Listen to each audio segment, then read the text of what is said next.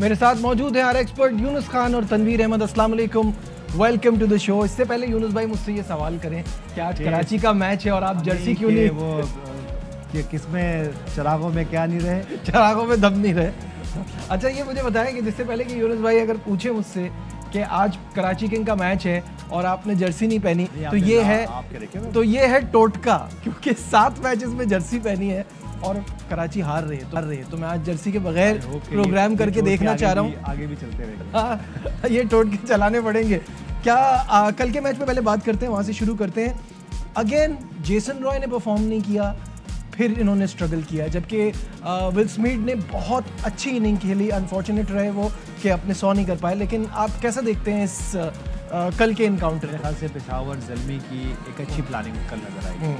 हमने देखा कि पेशावर ज़ल्मी के कैप्टन ने टॉस जीता और पहले बैटिंग की। हम ये देख रहे थे इससे पहले कि जो भी कैप्टन टॉस जीत रहे थे वो फील्डिंग को डिसीजन कर रहे थे कि शायद ज़्यादा ड्यू हो। लेकिन मेरे ख्याल से जो हम हमेशा बात करते हैं कि ठीक है बाज़-औक़ात ये ड्यू फैक्टर तो आता है, लेकिन पिचेस को भी रीड करना बहुत इंपॉर्टेंट है। ये वो पिचेस नहीं है कि जिस पे अगर आप दूसरी इनिंग खेलो तो शायद आप कहो कि जो और बॉल स्किड होगा। स्लो होती है ये पिचेस और बार बार इन कोविड के ज़माने में बार बार एक पिचेस यूज़ हो रही होती। दो के ठीक है स्क्वायर पे 2-3-4 पिचेस यूज़ हो रहे होंगे, लेकिन आपके पास ज़्यादा ऑप्शन नहीं होते। जब आपके पास ग्राउंड ज़्यादा होते हैं तो ऑप्शन बढ़ते हैं, वो ऑप्शन नहीं है। कल मेरे ख्याल से इसी तरह जेसन रॉय का रन्स करना भी यही वजह कि प्लानिंग मौजूद है। जैसे उन्होंने लिविंगस्टन को बॉलिंग कराई, उन्होंने बड़ी अच्छी बॉलिंग की। पहले उनको रूम नहीं दिया और फिर एक ऐसा बॉल किया जो कि वो एक्सपेक्ट ही नहीं कर रहे थे कि उनको होगा। वाइडर ऑफ क्रीज उन्होंने बॉल किया बहुत ज़्यादा, और वो जैसे आउट हुए उनको खुद भी यकीन नहीं कि ये मैंने क्या शॉट खेला है।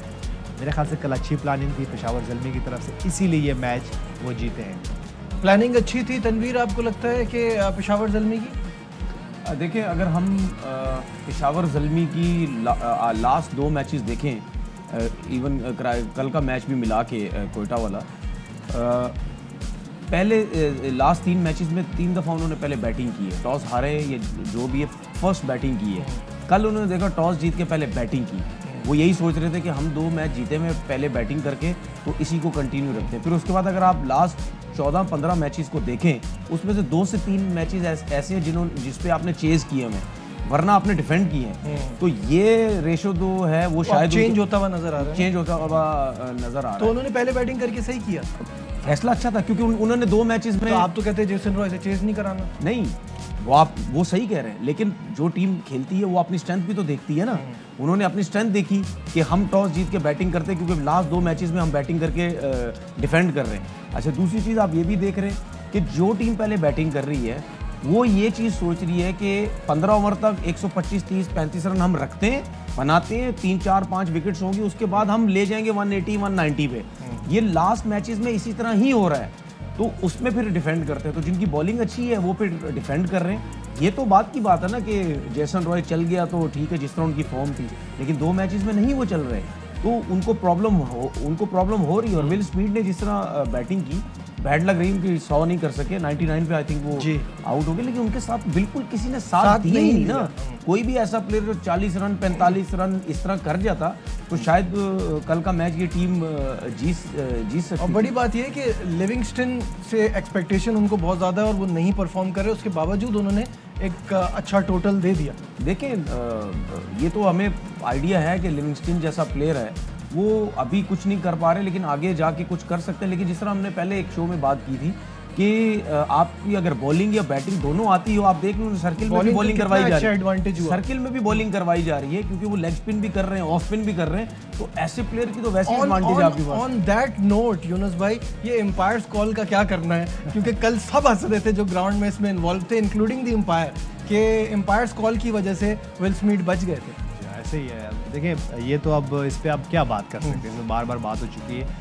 अब इसके साथ हमें रहना है। अब ये नहीं हो सकता कि हम कहें जिसको बाजू कर नहीं, आपके फेवर में भी तो जाता है बाजू का। आप आउट होते हो और अंपायर कॉल आ जाती है तो वो आप नट आउट हो जाते हो। इसी तरह बाजू का अगर अंपायर ने आउट दिया हुआ है और वहाँ जाके अंपायर कॉल आ गई तो वो आउट होता है। इसी तरह जब आपने नॉट आउट दिया होता है, सब चीज़ें ठीक रही होती है, लेकिन वहाँ पे एम्पायर कॉल आ जाती है तो आप बच जाते हो। तो मेरे ख्याल से ये पार्ट ऑफ द गेम है, पार्ट ऑफ द गेम है। इसके साथ अब रहना है। जैसे हम आज की बात कर रहे हैं कि सिचुएशन ऐसी है, ग्राउंड है कि कोविड हमारे चारों तरफ मंडला रहा है, तो हमें इसके साथ रहना है। इसके साथ रहना है। और एक और चीज़ है जिसके साथ हमें रहना है, वो है पॉइंट्स टेबल पे कराची की पोजीशन। आइए आपको दिखाते हैं कि पॉइंट्स टेबल की सिचुएशन क्या है।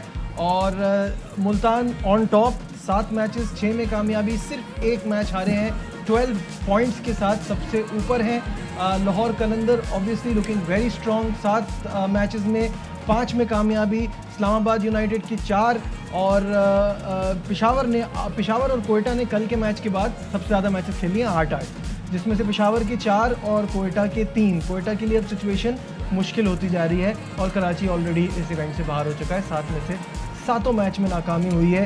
और कोयटा के लिए सिचुएशन मुश्किल क्यों हो रही है? मुश्किल होती है, कल के मैच के बाद अब मुश्किल हो गई है ना, मतलब डिफिकल्ट तो हो रही है ना। 8 मैच है, 6 पॉइंट्स है ना, बाहर नहीं हुए बाहर नहीं हुआ, बट डिफिकल्ट हो रही है ना सिचुएशन। कोयटा और पेशावर में मुकाबला, you have to win games. जाहिर है जब 2 टीमों ने बाहर रहना है, एक का ऑलरेडी फैसला हो गया है। कोयटा के लिए ये बात नहीं कर सकते, मौजे की बात नहीं कर सकते। नहीं, कोयटा के लिए मौजे की बात नहीं है, बिल्कुल नहीं है, वो नहीं है। लेकिन एक टीम बाहर हो गई है, एक को और बाहर होना है। कराची के लिए बात कर सकते हैं। हाँ क्या मौजा? नहीं, अब कैसा, अब मौजा ये है कि हम अपने सारे मैचेस जीते और उसके बाद अगले सीजन में स्ट्रांगली वापस आए।